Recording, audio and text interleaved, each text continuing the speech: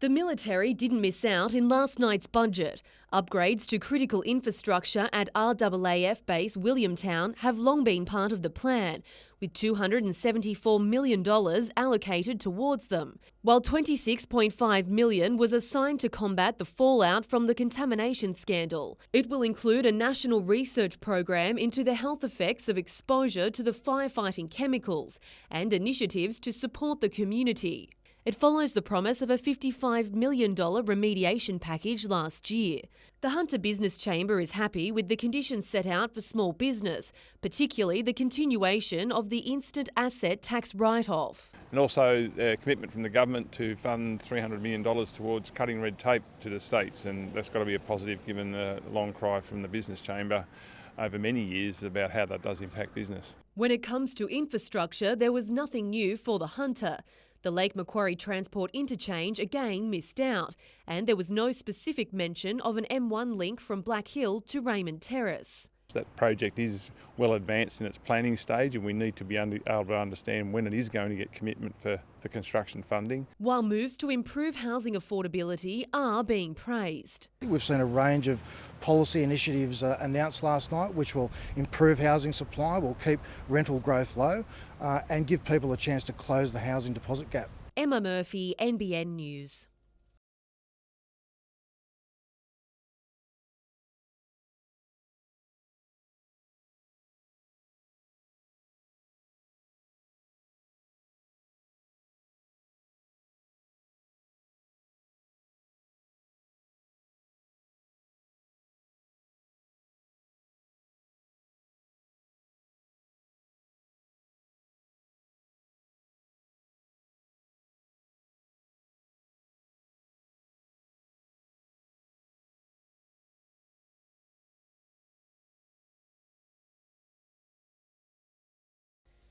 It's a move the Property Council isn't sold on. With a local government election approaching, it's labelled a decision by councillors not to reveal plans for the former rail corridor land between Worth Place and Watt Street a delaying tactic. It's fair to assume that politicians, even local politicians, want to give themselves some clear political air. Lord Mayor Nuatali Nelms says that's not the case. Councillors last October unanimously decided that we wanted to make sure there was a comprehensive, evidence-based, integrated transport plan for Newcastle and the Lower Hunter before any significant changes or rezoning happened in the rail corridor. Whenever the council put the government's vision for Newcastle on ice, it sends shockwaves through the investment community and really puts at risk the jobs and growth that we're seeing in the city centre. Council has requested an update from the state government on how the transport and traffic reports are progressing.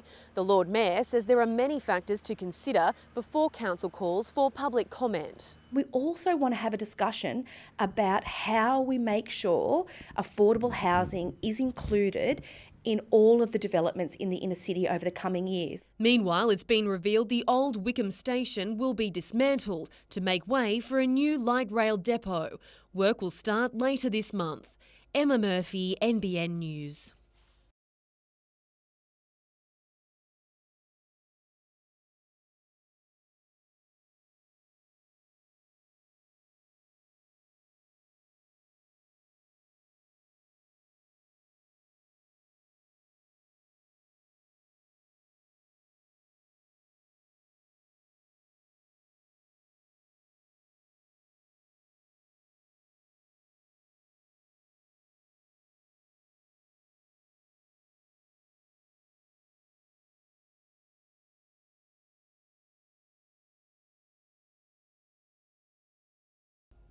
Port Stephens is already well established as a tourist mecca. Dolphin and whale watching tours attract thousands of visitors every year.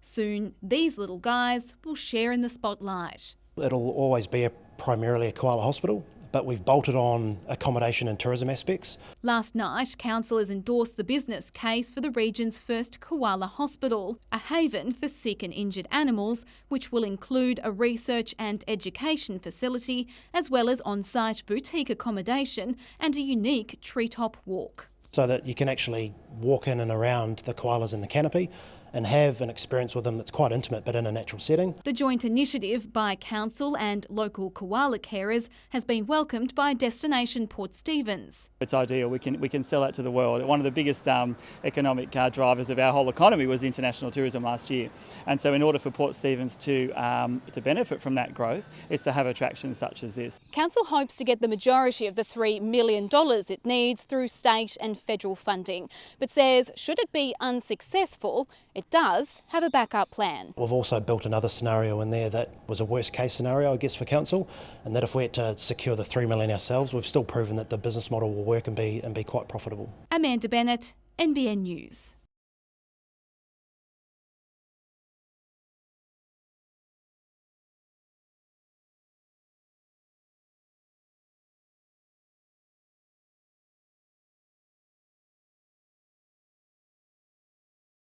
A lot of the natural areas across Lake Macquarie City Council are actually cared for by volunteers, supported by council, but it's the volunteers providing their own time.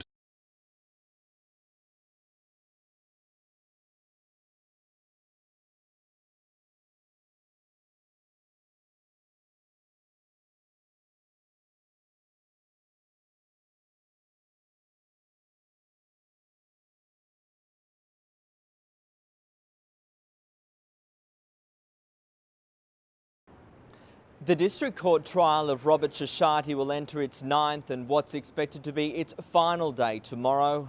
This afternoon, prosecutor Peter Davies closed the Crown's case against Shashati, telling the jury, based on the evidence put before them, they would have no trouble concluding Shashati was substantially impaired at the time of the crash. The Crown pointed to evidence from a forensic pharmacologist who testified Shashati, who recorded methamphetamine in his system following the crash on March 1, would have been substantially impaired by the drug. Prosecutor Peter Davies also recounted witness testimony about the accused's behaviour prior to the incident, that he was driving in and out of traffic. Shashati is charged with dangerous driving occasioning death over the crash on Medowie Road at Williamtown, which claimed the life of his 7-year-old nephew Marcus. Defence barrister Bart Vesich told the jurors to put aside all emotion when considering their verdict. He'll continue his closing address tomorrow.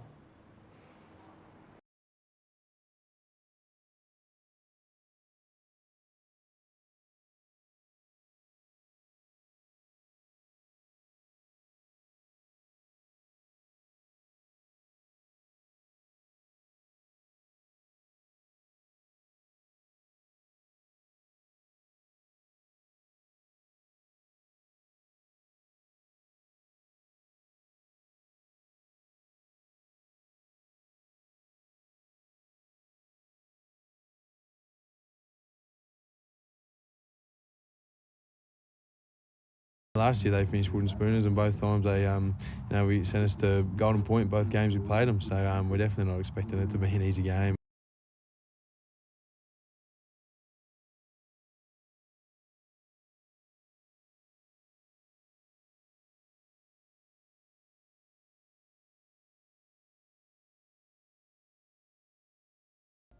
With a hectic schedule that sees her commute to Sydney most days for training, Poolman could be excused for taking a break when she's home. But on a cold autumn night in Newcastle, the Giants keeper is busy coaching our top young talent. The 26-year-old is relishing the move back to New South Wales following her time with the Thunderbirds. Going back to a winning environment for me, I had a few not successful years in Adelaide, so being in that culture and having that drive and having really experienced players around me has really been a highlight for me. The Giants were among the early favourites for the inaugural Super Netball season, but Poolman knew there was work to do. Looking at our team list, we had quite a strong list, but that doesn't mean anything. You need to kind of put it together performance-wise, and we've done that, and we've started the season really well. This weekend, the Giants travel to their second home in Canberra to host Melbourne, knowing a win will take them to top spot just 2 weeks out from the finals. Can you win it? I hope so. I definitely hope so. That's the aim. Sam hopes her team will eventually bring a game to the Hunter, but for now it's enjoying a great following down the M1. I think one of our games a couple of weeks ago, we had just over 10,000 fill out Sydney Arena. So for us to have that support in our first season is really great.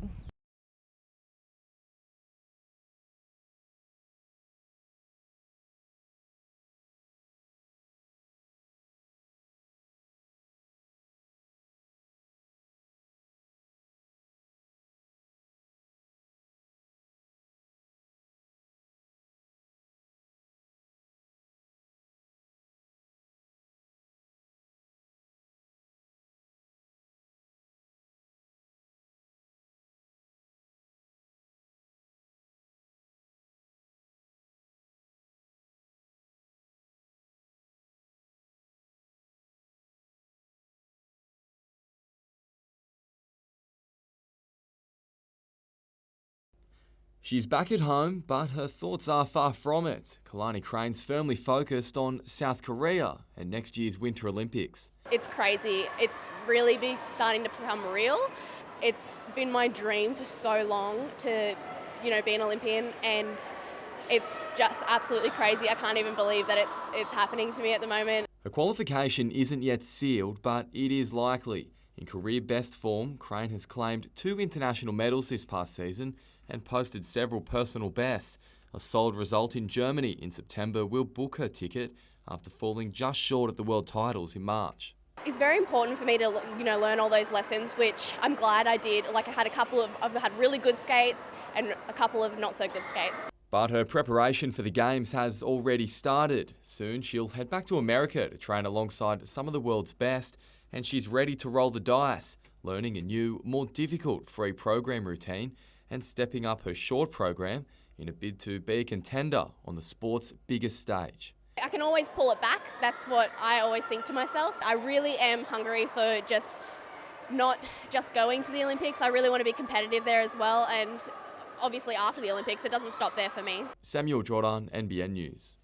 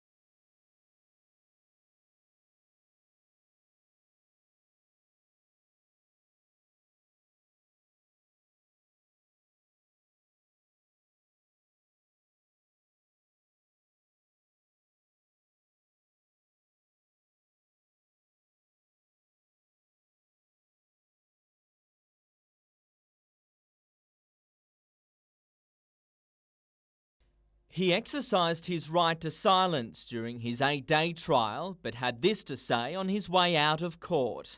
Mr. Shashadi, anything to say at all? Besides how much I love Jesus, nothing. Thank you. Moments earlier, the jury retired to consider its verdict. How's the trial been for you? In his closing address, Shashadi's barrister, Bart Vesich, told the jury there can only be one verdict, and that is not guilty. Charged with dangerous driving, occasioning death, 38-year-old Shashati is accused of being under the influence of methamphetamine at the time of the 2015 crash, which claimed the life of his 7-year-old nephew, Marcus. During the trial, the court heard from witnesses alleging they saw Shashati weaving in and out of traffic moments before, while a pharmacologist and a pathologist gave differing accounts of the possible level of impairment from the drug. Throughout the trial, the jury heard the main issue to consider was whether Shashati was very substantially impaired by the level of methamphetamine in his system. Today, his barrister told the court his driving prior to the crash wasn't indicative of substance intoxication. Jurors will resume their deliberations tomorrow. Tyson Cottrell, NBN News.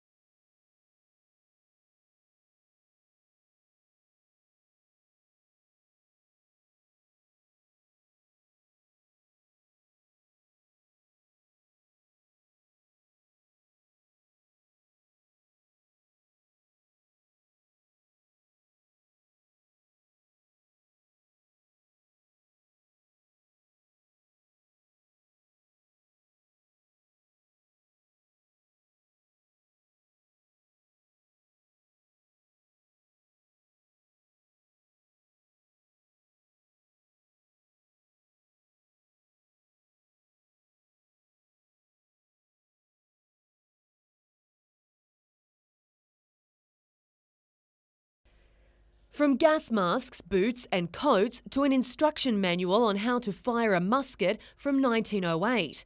It's hard to comprehend just how much history lies within Brett Wild's impressive collection. If the pieces could talk to you, they would tell you a lot, I think. He started collecting these military pieces close to 30 years ago.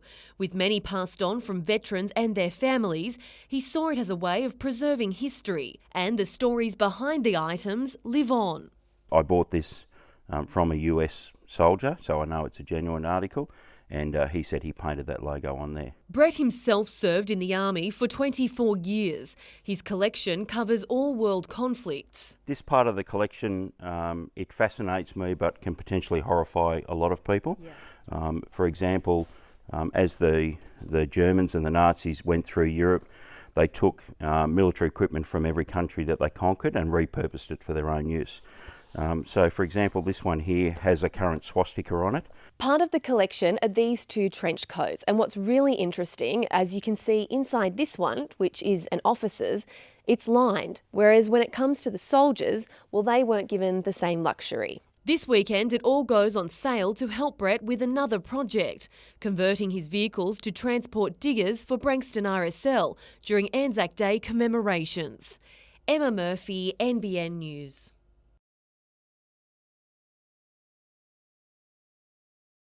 Things were looking a little lonely on Lima Island this morning. Its two new residents, understandably a little shy, but with some coaxing, the male and female were ready to explore.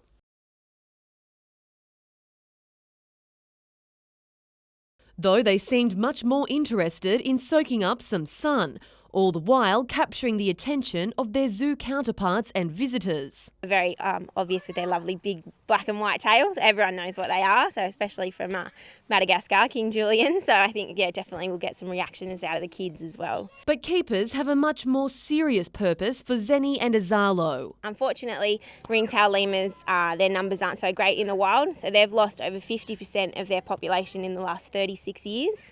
So helping conserve and add to that breeding program is our main goal with these guys. And it's clear things are already moving in the right direction. So they're just meeting each other now and it looks like young love already, so we're pretty excited about that. Emma Murphy, NBN News.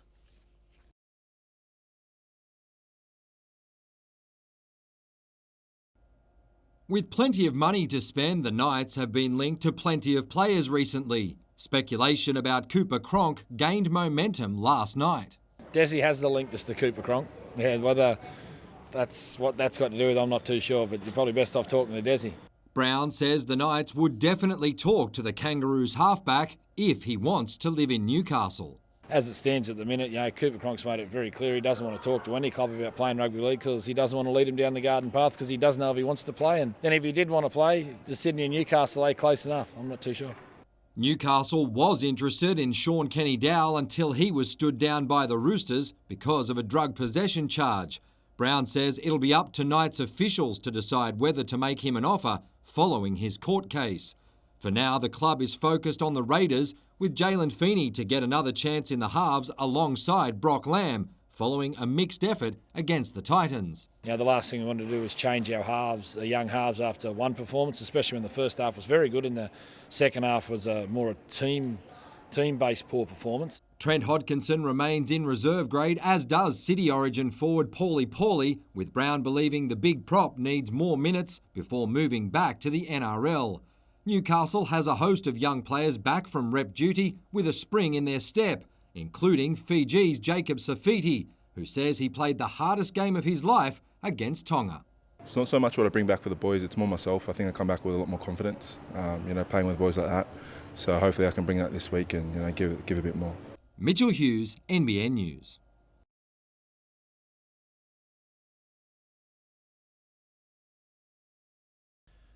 One final hit out before stepping into the unknown on Saturday.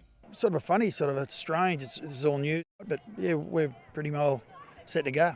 The country championships have been changed from open age to under 23. The decision has caused outrage in the bush, and while the Rebels are perplexed as well, they've only been looking forward since the team's first session 6 weeks ago. And that intensity in that day, it sort of set the tone for what they've done over the last month or so, which has been very impressive. Coach Todd Edwards knows what it takes. Last year he led Newcastle to the title. That team featured a core group that had played through numerous campaigns. And while this new squad doesn't have that advantage, confidence is high. I really think that if we play to our potential, we're gonna shake a few, I hope. So that's our goal anyway. The Ladies League Tag team is also aiming up, with players coming from all across the region's new competition. They'll take time to click. They're getting to know each other's game, and it takes a little while to mix in. So, but they seem to be all right so far. We've got a good mix of youth and a bit of experience there. But Coach Mark Lanville knows that will come. The girls are really keen to learn, and I guess it's for them a bit of a new sport and teaching them new things. So there's some really good athletes amongst them, and they've got some really great skills. So I know there's plenty of people surprised, and men mainly, that when they come and watch the game, they're really surprised at how good the quality of the game is.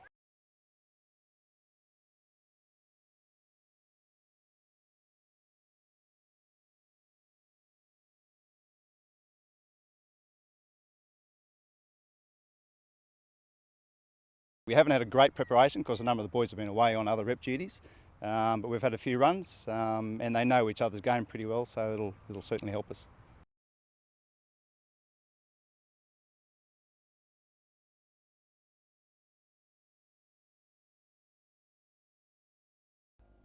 Ben Smith has been out on his own for 5 years after working for some of the highest profile stables and trainers in New South Wales. Slow start. The first couple of years were quite tough, but the last sort of 12 months to 18 months we've really kicked it along a bit.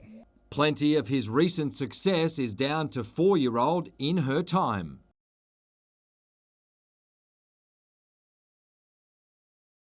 Following 4 straight wins, Josh Parr had no luck in March when he steered her to 5th in the Coolmore Classic at Rose Hill. This weekend, horse, trainer and jockey will have a second attempt at a Group 1 in Brisbane. She's going in great form. The jockey come and galloped her Tuesday morning. He was very impressed with her, and he's happy to be on her back on Saturday. The first hurdle is the long journey. Quite new to her. It's new to me, a little bit travelling, but working with the likes of Snowden and Hawkes, we obviously travelled a lot when I was there. If she handles that, Smith believes his small stable can shock the field. We're definitely up and coming, and we've earned the right to be there, so I'm confident she'll run well. Mitchell Hughes, NBN News.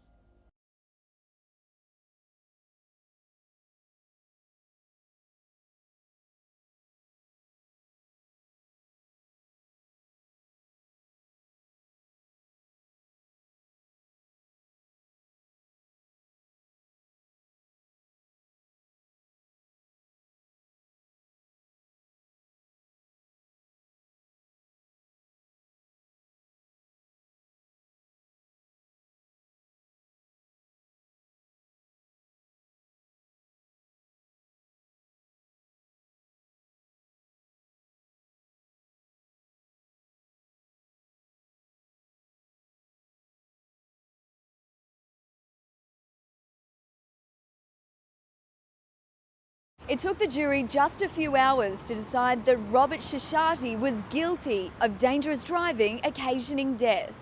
It found the 38-year-old was very substantially impaired by methamphetamine when he crashed his car at Williamtown in January 2015 with 4 children on board, the accident claiming the life of his 7-year-old nephew, Marcus. There was an outpouring of emotion outside the court from the young boy's family, a verdict it says is deserved and has been a long time coming. The trial in Newcastle District Court heard from witnesses alleging they saw Shashati weaving in and out of traffic moments before the crash. Shashati remains on bail. He's due to be sentenced in Sydney on August 30.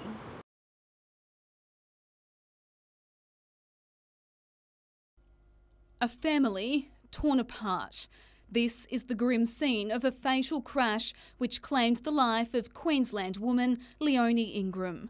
The 62-year-old was behind the wheel of her Hyundai, her 2-year-old granddaughter in the back, when police say her car crossed onto the wrong side of the road just north of Scone this morning. A white Hyundai sedan was travelling north on the New England Highway about 5 kilometres north of Parkville. A silver Mercedes sedan was travelling south, and they've collided head-on. It's understood the woman's adult son was one of the first to arrive at the scene. He'd been travelling separately and had a young boy in the car. The little girl was airlifted to Newcastle's John Hunter Hospital in a serious condition. The 51-year-old female driver of the second vehicle was also transported to the John Hunter, suffering significant injuries. It's been a deadly year on New South Wales roads, this latest tragedy bringing the state's road toll to 125. We had police, ambulance, fire brigade, the rural fire services on scene, RMS. It's very difficult for everyone that attends. Amanda Bennett, NBN News.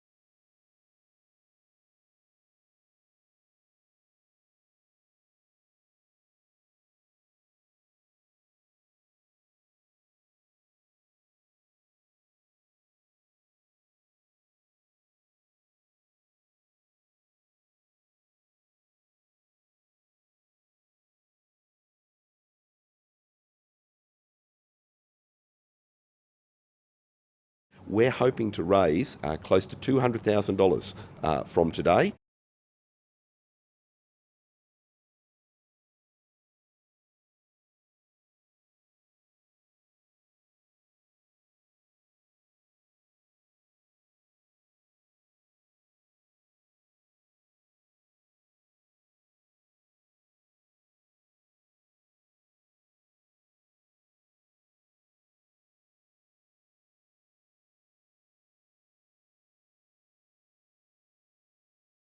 And it's taken us 10 years to get to this point, so there's a big sigh of relief out there amongst the members to be able to achieve what we've actually done.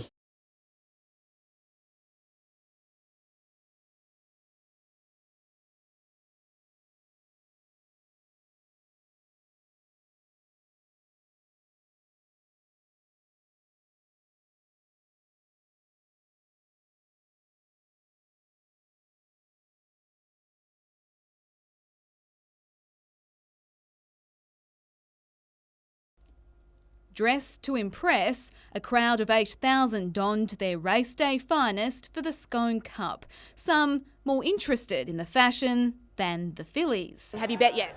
Yes. Are there horses here? Are there horses? The fellas didn't disappoint either. Outfits the result of meticulous planning. Many hours, just sort of putting together different combinations. Hit all the op shops. Of course, it's the horses who were the real stars.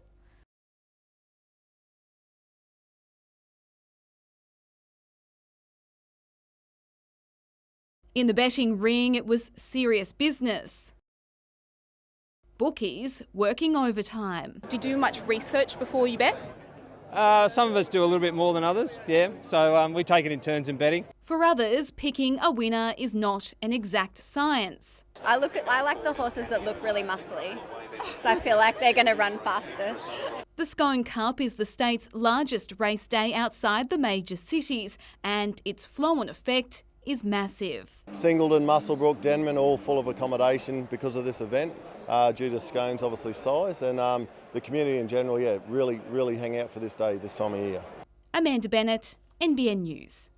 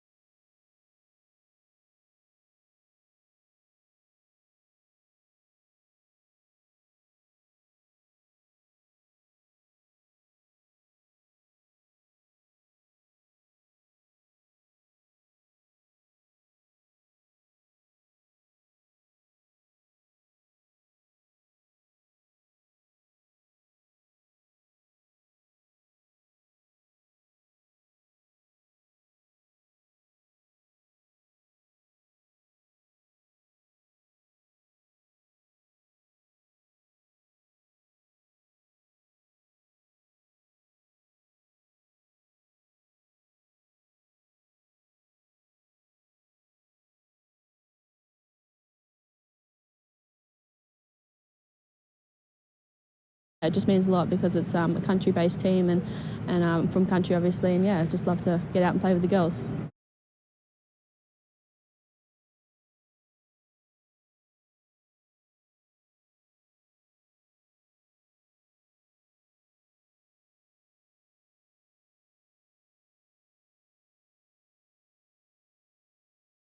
God's in him up the fence, but Duca Valentinois drawn clear in the cup from God's in him. Then Pajaro rattling home, but Duca Valentinois got them beaten. Duca Valentinois won the cup. God's too strong, but maybe number 8, born in Barcelona, and Magic Search was good as well. I am Lexus Weekend out. The second start and then midfield today, which is perfect. Fighting on. Never got on the track. And also, I hate to bring it up, got to go. Yeah, well, I was giving it a cheer at the each way at the $21 there. It's missed the place, I can't believe it. Okay, numbers. You get the money again. Numbers here, 4, 8, 15, 11 as we head. A year of solid results, Jackson Baker's riding a new wave of confidence. I feel like this year I've really come into my own. Like I'm feeling a lot stronger and a lot fitter, and that result, that fit seemed to show that my surfing's getting a bit better. He'll put that to use this weekend at the National Surf Tag Finals. In teams of 5, surfers are only allowed to ride 2 waves each. There's no room for error. You feel pressured, but it's cool when someone gets a really good score, because in a normal contest when you're cheering one of your mates, really it's all about yourself and you're competing. But in these teams events, it's really fun to be in a team environment. It's a format Merewether does better than most. Without some of their big names like Ryan Callanan, they say the pressure's off, and that'll help their cause. For the first time, they'll also have a women's team competing after they won the regional qualifier. Narrabeen, I think, have held the title for 2 or 3 years straight, so that was really cool to get a regional title off them. It was the coolest thing I've seen, just a whole club affair down here. It was really cool. It's a busy time for the 20-year-old. He'll fly to Japan on Thursday before South Africa next month. Yeah, I guess you could call this event a little warm-up for me. Good just to get the contest jersey back on and have a little pressure in the water. But I think the wave's going to be a lot different at Narrabeen than to Japan.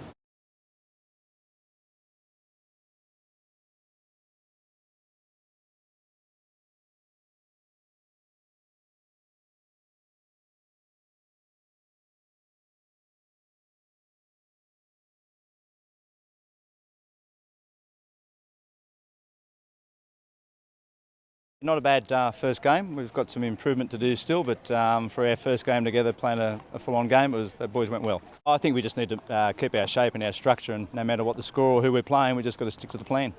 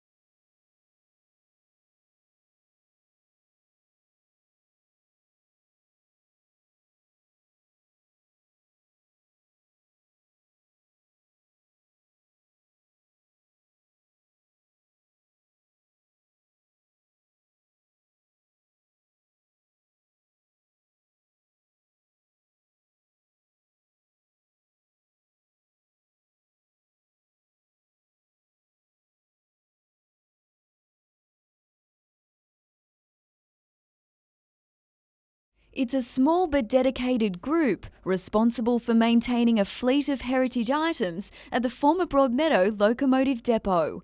But this week, Transport Heritage New South Wales closed the site to volunteers. We seem to have now had a breakdown amongst some of the volunteers there with their relationships. There does seem to be a bit of dysfunction. The state government says until those issues are resolved, the site is off limits. Until we get a bit more certainty, until we get better relationships, until we get a structure, I guess, that the government can work with, that will remain closed to volunteers. But many of those volunteers just want to get on with business. We want to be able to continue to volunteer on the site to pass those skills on to the young people. We need to bring those things to the fore and then move forward with the community to open the site up to the Newcastle public so they can see their STEAM heritage. Renee Feder, NBN News.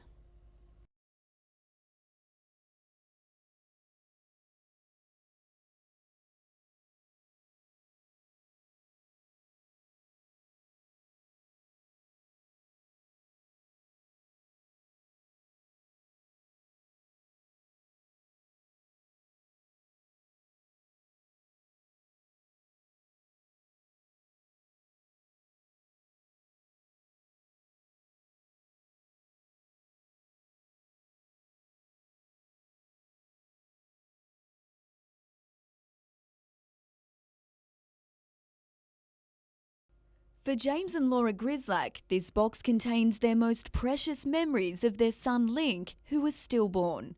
The treasured items finding a forever home in a beautiful wooden box.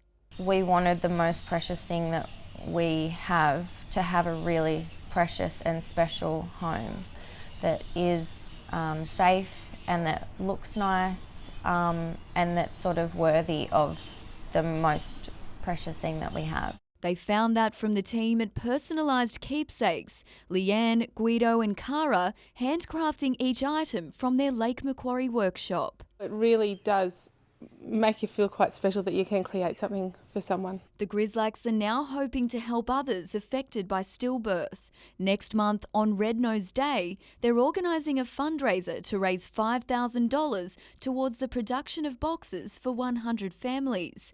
They'll be gifted to the John Hunter Hospital and Red Nose Charity. I just know how necessary they are and how special they are to us, and I know that it'll make such a difference for other people. We have a staff member who has lost twin girls stillborn 10 years ago, and as well as me having a sibling that was stillborn, so it did touch us quite a lot, so we're absolutely honoured to be a part of this journey with Laura as well. Laura says the event is not only about giving back, but bringing awareness to a topic often too difficult to discuss. I do want to raise awareness because I don't want people to feel like they're alone. For more information or to donate, visit the NBN News website.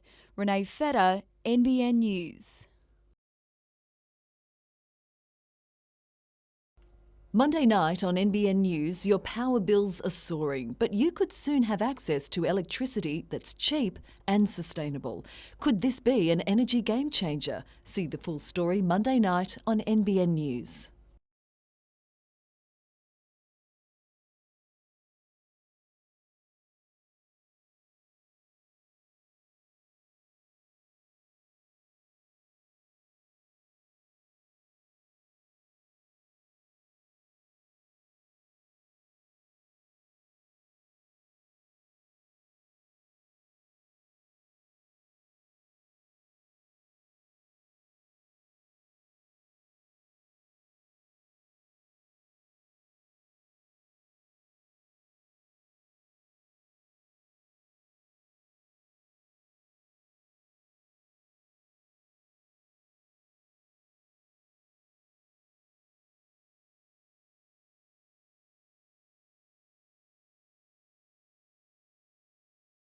You get some good tips, I guess, and see how professional they are. You sort of come back and you're on a high and you try and bring it back to the club, and which they've all sort of done. They've come back with really good attitudes, and it's sort of lifted the other boys a bit as well.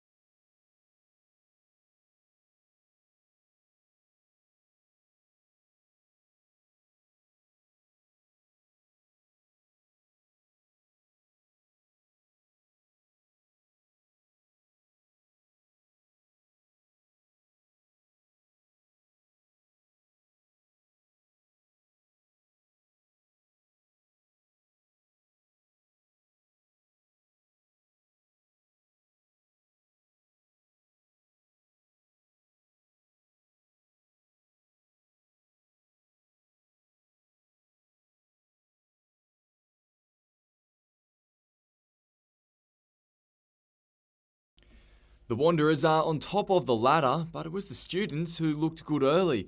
Although denied here, they soon had the game's first points before doubling their lead minutes later. But that only seemed to kick the two Blues into action, Josh McCormack with just enough speed to find the line. A yellow card threatened to bring momentum to a halt, but the Wanderers held their line, Tom Email creating a turnover before doing it again moments later. That set the standard, Gus Locke following suit with some quick thinking to dive into the corner.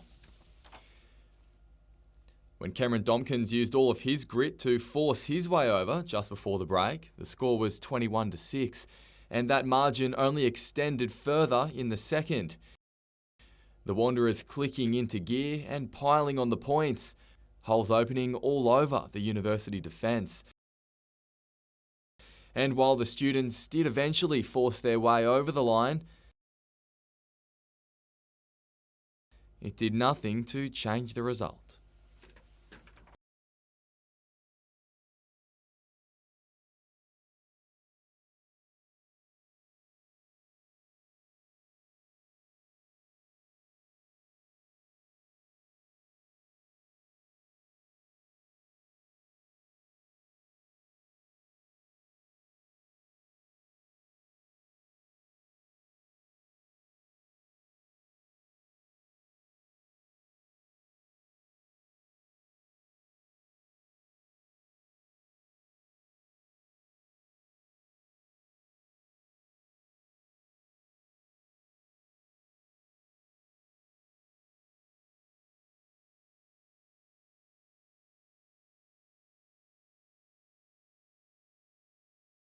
The team's going good. It's a strong team. I got the last minute call up from the boys, so it's good to kind of go out and deliver and not fail on them.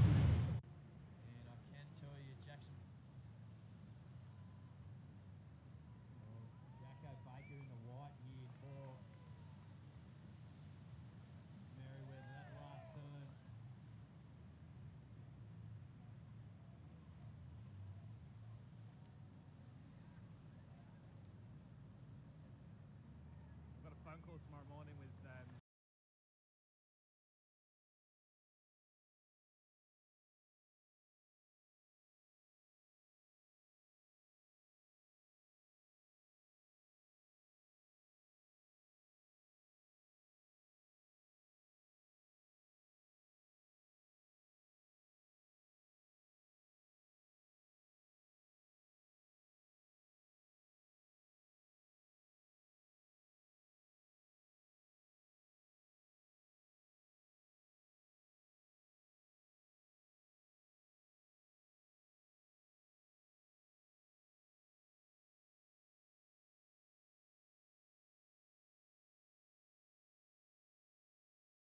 With bright orange flames shooting high into the air, neighbours watched on, helpless and in shock.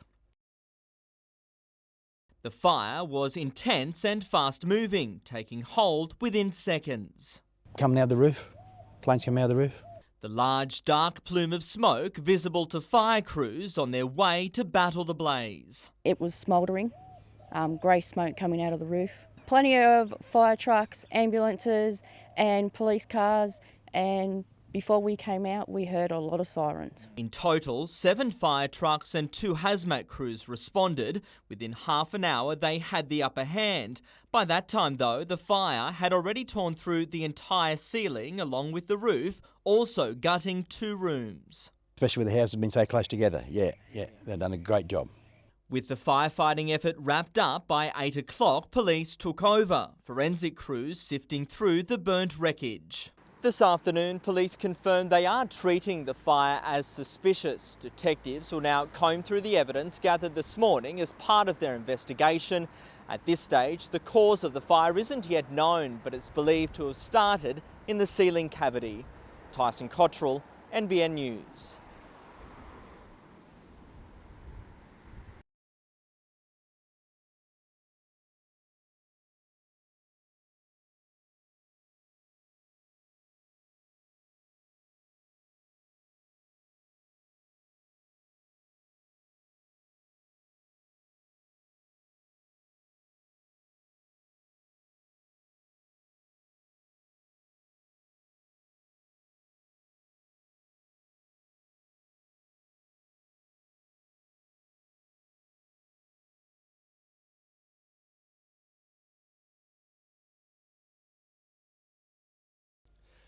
This vessel will be ready to set sail soon, but it'll be no cruise holiday.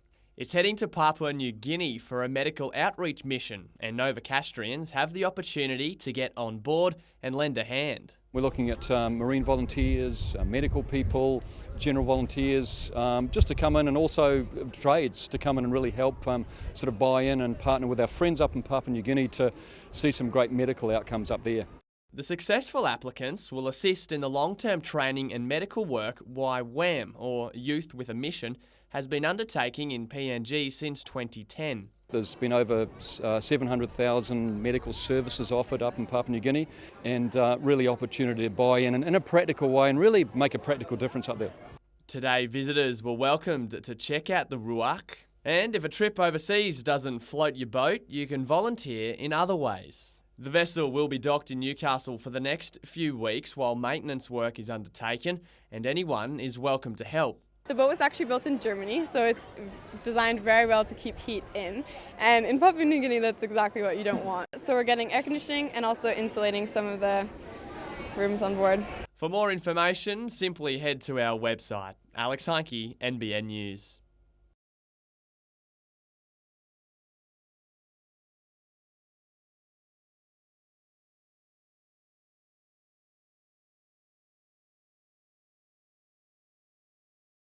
What we're asking is people to gift that one item out of their wardrobe direct to our designer depot here at Hamilton North, and what we will do, we'll respect it, we'll love it, we'll steam it, but we'll also price it accordingly and sell it for suicide prevention and crisis support.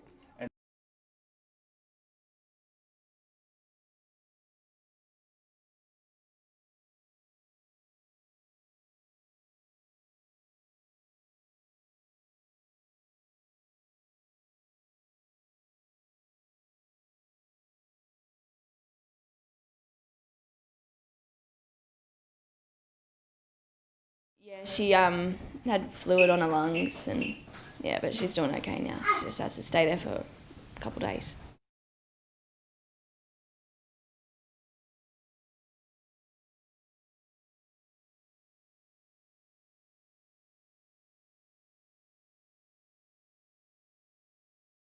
Tomorrow night on NBN News, your power bills are soaring, but you could soon have access to electricity that's cheap and sustainable. Could this be an energy game changer? See the full story tomorrow night on NBN News.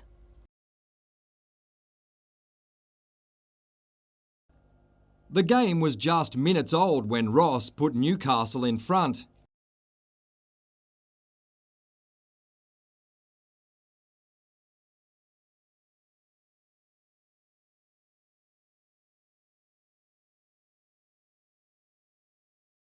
The Raiders hit back the first time they got a look at Newcastle's line, but the Knights' young halves of Feeney and Lamb then set up their young skipper.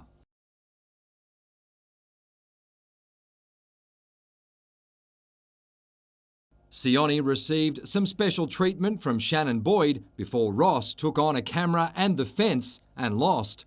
The game was held up for several minutes when Jacob Saifiti went down after making a tackle. He was taken to hospital for precautionary scans.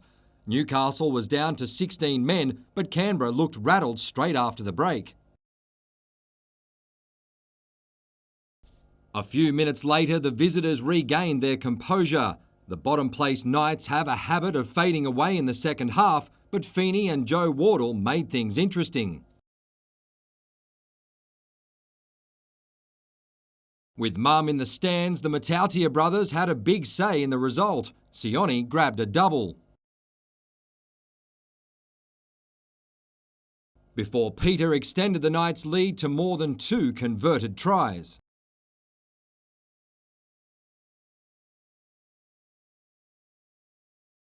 The Raiders cut the margin to 8 with 5 minutes to play, but fittingly one of Newcastle's halves would guarantee just their second win this season.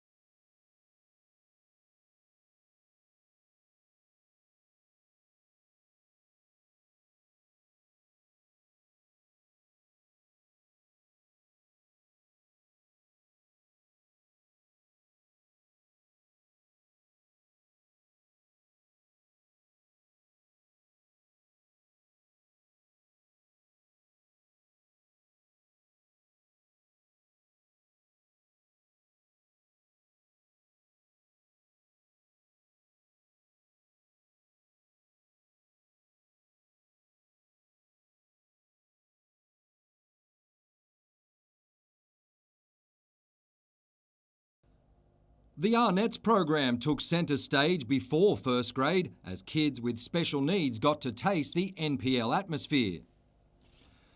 When the main event got underway, Aidan Gardner had the first chance. Scott Carter stopped Will Bauer as well, proving he had a safe pair of hands, but wasn't so comfortable on his feet. The game winner started with Daniel McBreen near halfway. He teed up Aidan Bryce before Kago Moriyasu produced a cheeky chip, and the former A-League Golden Boot did the rest. McBreen went close to a double a few minutes later, but Carter wouldn't be beaten the first or second time. Carter then kept out Bauer for a second time as well to keep Valentine in the game. The visitors did have one decent chance before the break, but no one was on the end of Jaylen Brown's pass. Substitute Brodie Taylor had the best chance for the Eagles in the second half. But 1-0 was how it stayed as Edgeworth moved up to second spot.